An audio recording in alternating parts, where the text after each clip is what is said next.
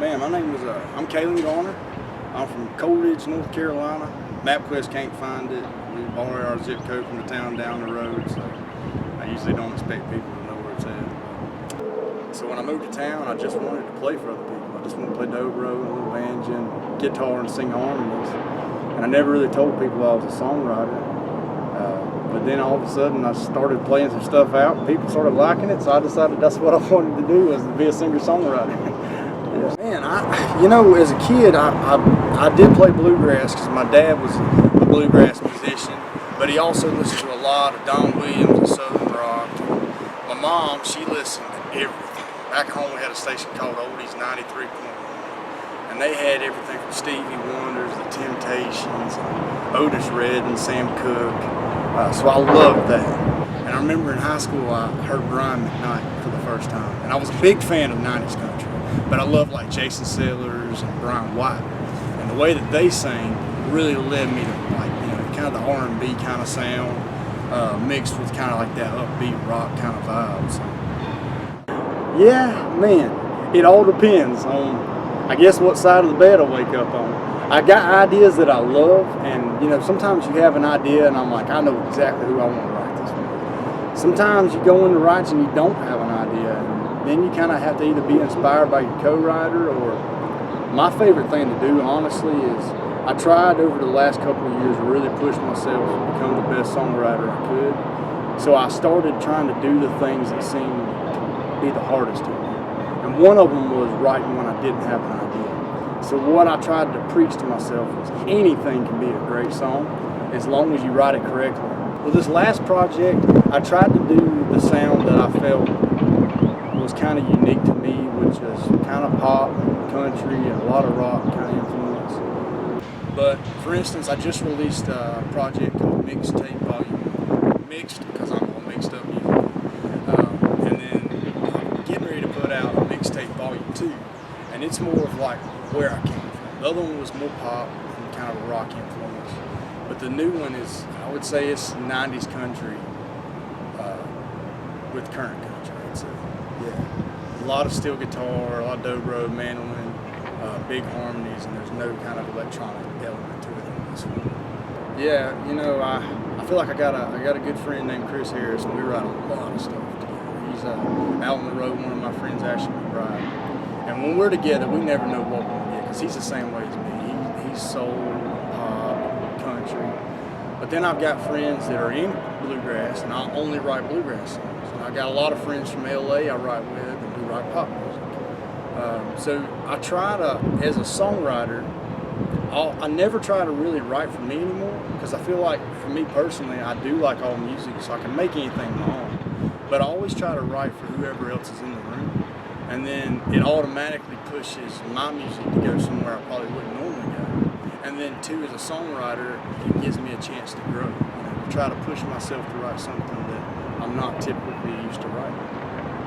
Yeah, I got this group of friends. My friend Terry Joe Box puts on a round called the Freak Show. And we hold it at Winters now in Midtown.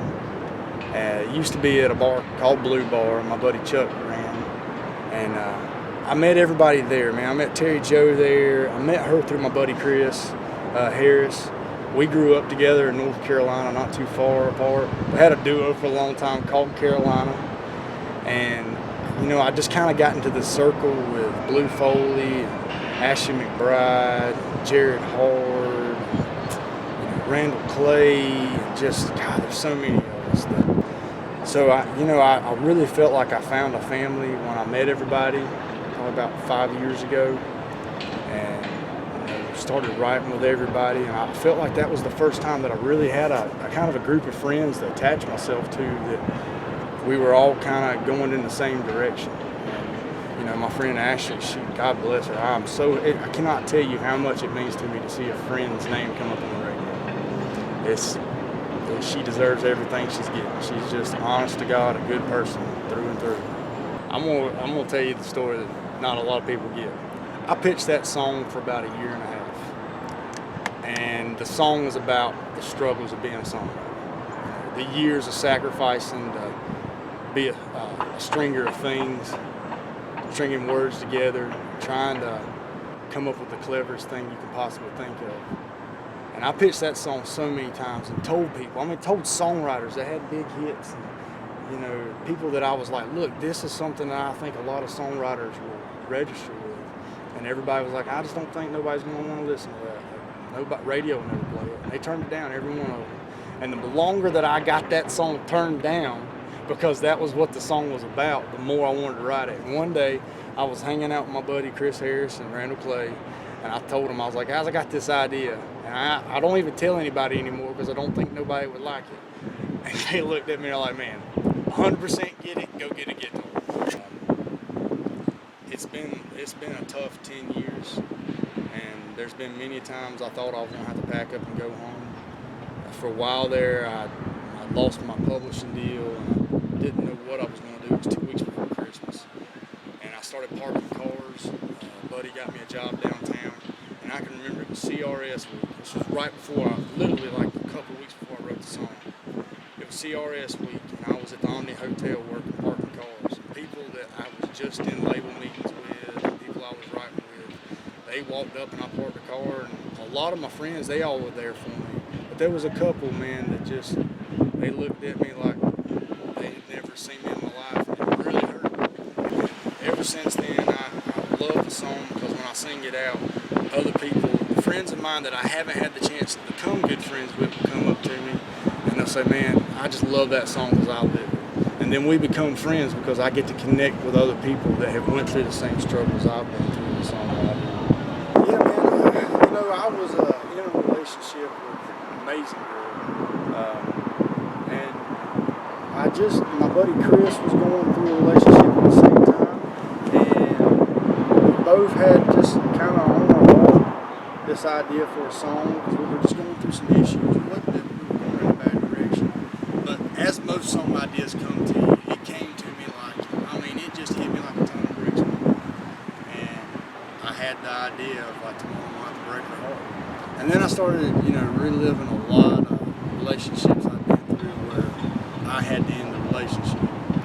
And there's no easy way to tell somebody that's not expecting it that you don't see yourself with them. They're just not.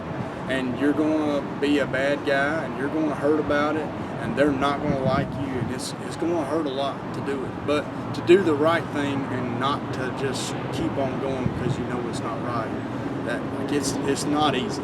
It's hard to break somebody's heart, but it's the right thing to do if you don't see yourself with it. So I had this idea, and I just wanted to write the truth. I wanted to write a song that anybody could relate to, not just guys, but girls too, because girls have to, we all have to do it. It's just a fact of life. You got to break somebody's heart to get to the right person.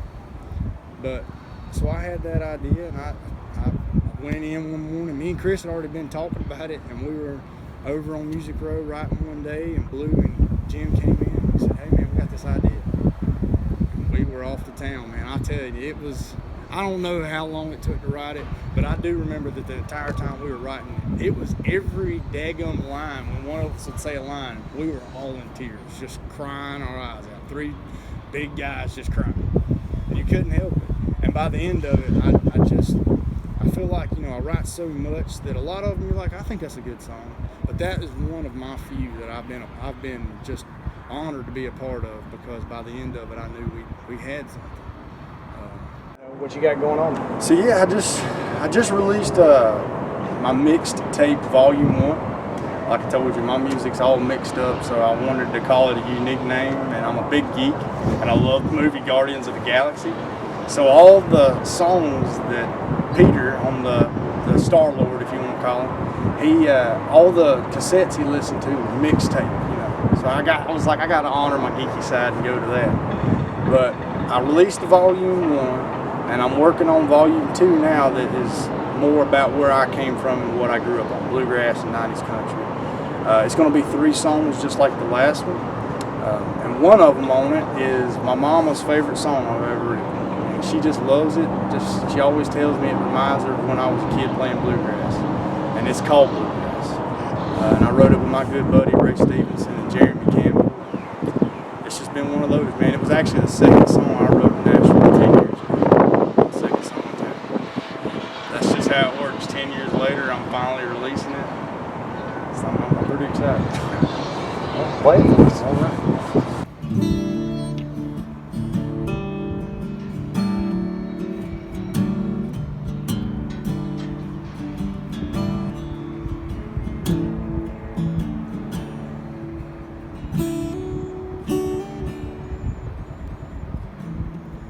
At harvest moon, hung over the path, stars on fire, sky was black with your warm green eyes, not holding back when I laid you down in the blue grass.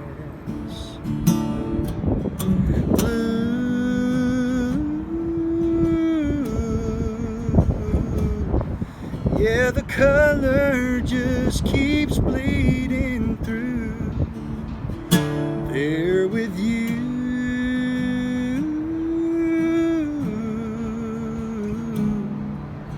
is where my mind keeps drifting to.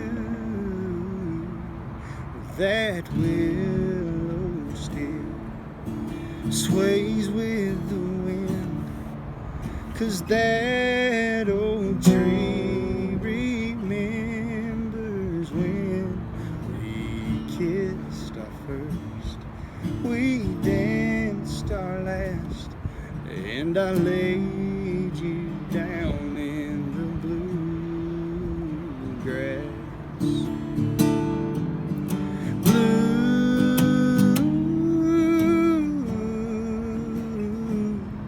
Yeah, the color just keeps bleeding through. There with you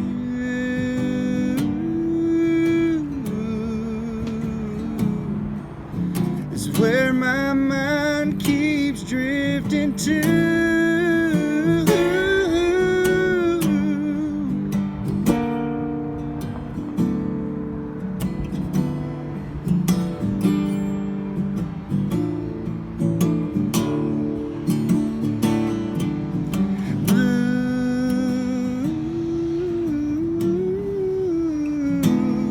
Yeah, the color just keeps bleeding through.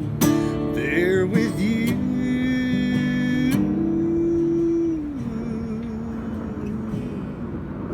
is where my mind keeps drifting to.